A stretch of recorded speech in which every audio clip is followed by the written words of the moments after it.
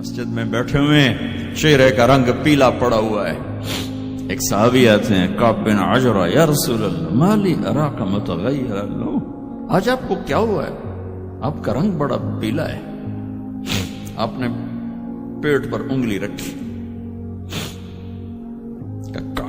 کعب ما دخل جوفی ما يدخل جوف ذات کبد منذ 3. کعب آج 3 دن گزر چکے ہیں، میرے پیٹ میں ایک لقمہ داخل نہیں. اب باغ میں تشریف لے گئے. عبداللہ بن عمر ساتھ ہیں. کھجوریں گری پڑی، خراب کھجوریں اٹھا کے صاف کر کے مٹی جھاڑ کے صاف کر کے کھانے لگے. اور عبداللہ بن عمر سے کہنے لگے تو نہیں کھاتا؟ کہا جی مجھے بھوک نہیں.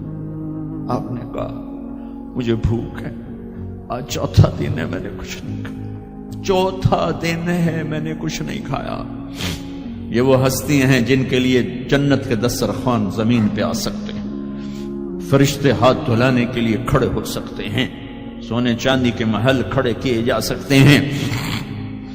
جس کو اپنے جگر کا ٹکڑا کہا فاطمہ، جس کو جنت کی عورتوں کی سردار کہا،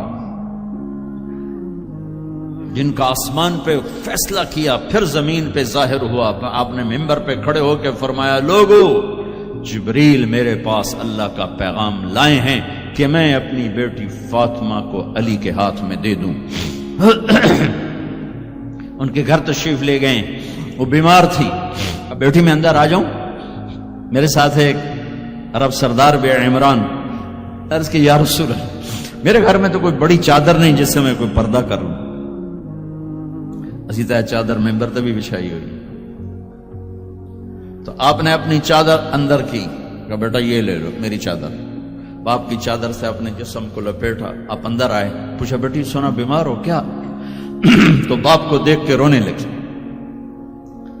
کہ یا رسول اللہ بھوک تو پہلے ہی تھی، اب بیماری بھی آ گئی ہے، 2 امتحان آ گئے.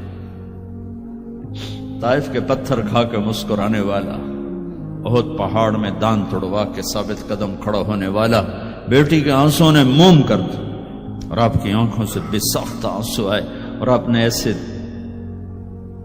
گلے لگایا اور آپ بھی رونے لگے. اور کہا بیٹی والذی بعث اباک بالحق، اس ذات کی قسم جس سے قبضے میں تیرے باپ کی جان ہے، اور اس ذات کی قسم جس نے تیرے باپ کو نبی برحق بنا کے بھیجا ہے، آج 3 دن ہے تیرے باپ نے کچھ نہیں کھایا. پھر فرمایا میرے رب نے مجھے کہا ہے میرے محبوب یہ احد پہاڑ سونا چاندی بنا دوں، آپ کے قدموں پہ قربان کر دوں. تو میں نے کہا نہیں مجھے نہیں چاہیے، مجھے نہیں چاہیے، مجھے نہیں چاہیے.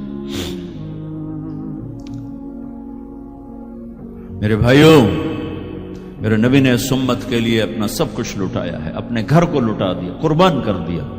آخری تھے، آپ کے بعد کوئی آنے والا نہیں تھا، ہر شے مکمل کر کے دی. لا نبی بعدی ولا امت بعدکم، میں جا رہا ہوں، میرے بعد کوئی نبی نہیں آئے گا، تمہارے بعد کوئی امت نہیں آئے گی.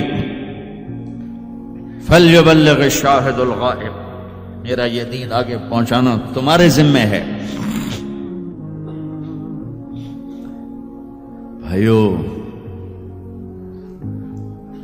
آپ سب بھائیوں کی خدمت میں گزارش ہے، اپنی منزل اللہ کو بناؤ اور رہبر محمد مصطفیٰ صلی اللہ علیہ وسلم کو بناؤ، جو آپ کو اللہ سے ملا دیں گے، اللہ سے جوڑ دیں گے. ہماری لاٹری نکلی کہ ہمیں محمد مصطفیٰ صلی اللہ علیہ وسلم جیسی ہستی ملے، آخری نبی، کائنات کے نبی، انسانوں کے نبی، جنات کے نبی.